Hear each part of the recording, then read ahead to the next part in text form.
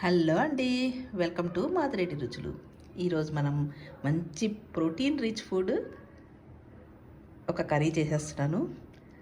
Meal maker and ఇవన్నీ మసాలా దినుసులు, tomato puree, పెరుగు, ఉల్లిపాయలు. సో ఇవన్నీ కలిపేసి మనం మంచి కర్రీ చేసేసుకుందాం. మంచి ప్రోటీన్ రిచ్ ఫుడ్ ఇది. సో ప్రాసెస్లోకి వెళ్ళిపోదాం. ఇవ్వండి పసుపు, ఉప్పు, గరం మసాలా, కారం, ధనియా పౌడర్, ఇదేమో టమాటా ప్యూరీ, పెరుగు, ఉల్లిపాయలు 2 సన్నగా తరుక్కున్నవి, తర్వాత సోయా. ఒక ప్యాన్ తీసుకొని ఆయిల్ వేసేసానండి. దాంట్లోకి సన్నగా తరుక్కున్న ఉల్లిపాయలు వేసేద్దాం. ఇప్పుడు మనం ఈ పెరుగులోకి మసాలాలన్నీ తీసేసుకొని కలిపేసుకుందాం. పసుపు, ధనియా పౌడర్, గరం మసాలా, కారం. సో ఇవన్నీ చక్కగా మిక్స్ చేసేసుకుందాం. బాగా మిక్స్ చేసుకుంటే ఏంటంటే పెరుగు విరగకుండా ఉంటుంది. ఇదిగోండి ఇలా బాగా బీట్ చేసేసుకోవాలి. సో మనకి పెరుగు విరగకుండా ఉంటుంది. ఏమండో ఈ 2 ఇంగ్రీడియంట్స్ మర్చిపోయానే చెప్పడము. అల్లం వెల్లుల్లి పేస్ట్, తర్వాత కసూరి మేతి. ఇవి 2 కంపల్సరీ దీంట్లోకి వస్తాయి అన్నమాట. చాలా బాగుంటుంది కర్రీ, మీరు కూడా ట్రై చేయండి.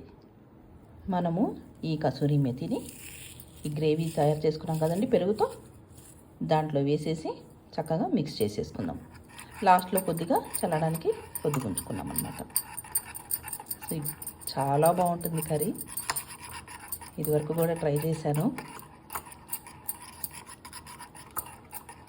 యా మిక్స్ అయిపోయిందండి. చూడండి ఉల్లిపాయ మగ్గిపోయింది.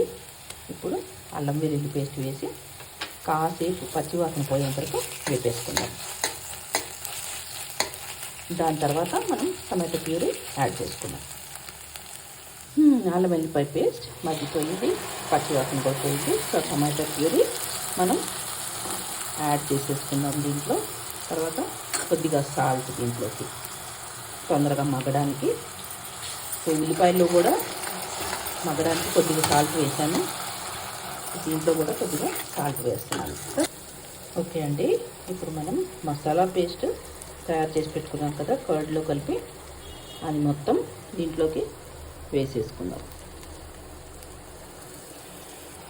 ఇది పెరుగుతో చేసింది కదండి, పెరుగు విరిగిపోకుండా కలుపుతూ చక్కగా దీన్ని మిక్స్ చేసుకుంటూ చేద్దాము.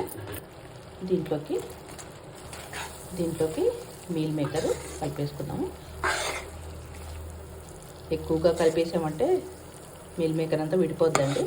సో చూసుకొని చేసుకోవాలి. వాటర్ అవసరమైతే వాటర్ కూడా కలుపుకోవాలి దీంట్లో. సో సోయా నేను వేడి నీళ్ళలో నానబెట్టినప్పుడు ఉప్పేసి నానబెట్టానండి. సో మీరు లాస్ట్లో టేస్ట్ చూసుకొని కావాలంటే వేసుకోండి ఉప్పు. తడా చూడండి కర్రీ రెడీ అయిపోయింది. Super duper curry. కసూరి మేతితో అలా గార్నిషింగ్ చేసేసుకొని రోటీలోకి కానీ రైస్లోకి కానీ తినేయచ్చు. ఓకేనా? Thank you.